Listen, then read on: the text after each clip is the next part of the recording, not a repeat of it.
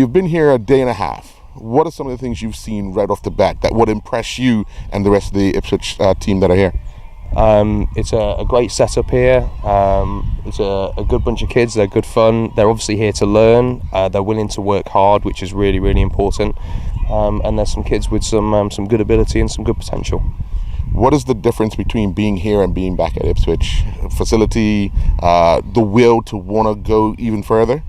Apart from the climate, obviously the facilities here are really impressive. They're really good. I was in the Caribbean in February as well. There's a great setup here. Obviously the facilities we've got back at Ipswich, we're very lucky. We've got everything you could want at a football club and a training academy. And I can't remember the other bit of the question. That's okay, but when it was decided you was going to come out here, what were you thinking you would find once you guys arrived? I knew that there'd be children here that were passionate and sort of lived and breathed football, because that's what I saw when I was out in February somewhere else in the Caribbean. So I knew you'd get a lot of passion, a lot of desire for football, and as I said, the kids most of them have got the right attitude. They're here to work hard and willing to learn and take in information. What will the kids learn for the rest of the week from you particularly? Always apply sun cream, because I didn't yesterday. They will. I'm just trying to give them as much experience as possible as to how the kids at Ipswich train. So the types of practices that they do, the intensity, which is a big one. Trying to train at that intensity and keep the intensity high whilst also having fun. I'm trying to give them as big a picture as possible as what it would be like. Ray, year two, Yep. You saw what you saw last year, but what are you looking for this year as a difference? I think this year what I've noticed is we've got a lot of new players on camp, so hopefully deliver what we delivered last year, but at the same time give them a little bit more work on certain agility. A lot of the focus is on agility and stuff like that. Is it always good to have more kids or less kids in a camp when you really want to identify the more talented ones as opposed to the ones that love the sport?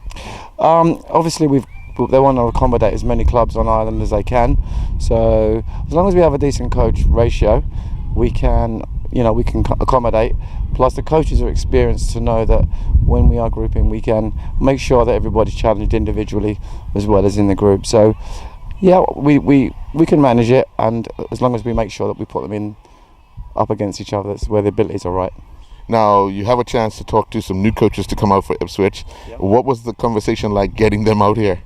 No, I mean they was more than happy to come. As I say, they knew what we did last year, and they was more than happy to come over. They knew that they was going to have a great time as well whilst they were here, so that was not a problem. In fact, there's a queue of them at the airport waiting for the next time.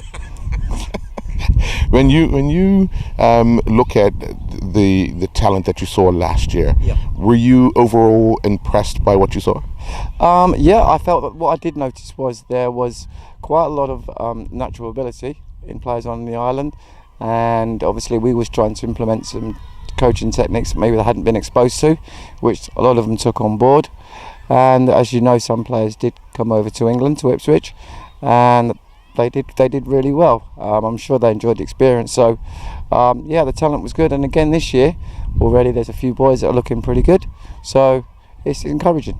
Nigel, you're with the Ipswich Academy, but the goalkeeping department. Obviously we have some goalkeepers here that just need some fine-tuning. What are some of the things you'll be working with for the rest of the week with them to improve? What it is, as all goalkeepers, you need to be keeping on working on all the basics, all the key basics, which all the kids will be doing this week in our camp. Just their balance, their handwork, their footland, the footwork, and just their head positionings and all that into the ball, just the real key components to goalkeeping.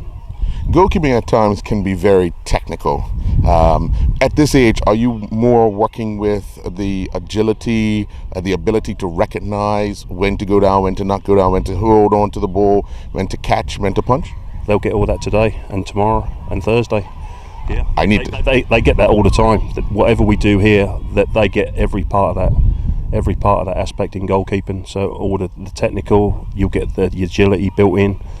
They won't realise they're doing it, but they're having fun.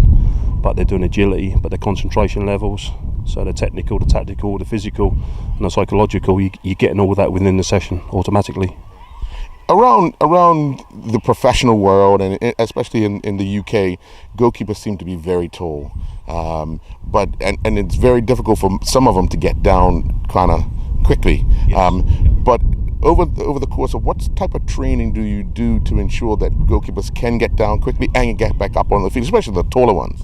Yeah, well, what it is, I mean, first of all, you assess each person as an individual and see what they can do and what they can't do, and then you just adjust and help them with the key components of goalkeeping. So whether it be their body weight, it could be a technical thing, like I've just been working with Izzy from the Bermuda under 20s. He said he was quick. I've just made him quicker in 5 minutes, just recognising little things like that. So yeah, that's a challenge, but it's a good one.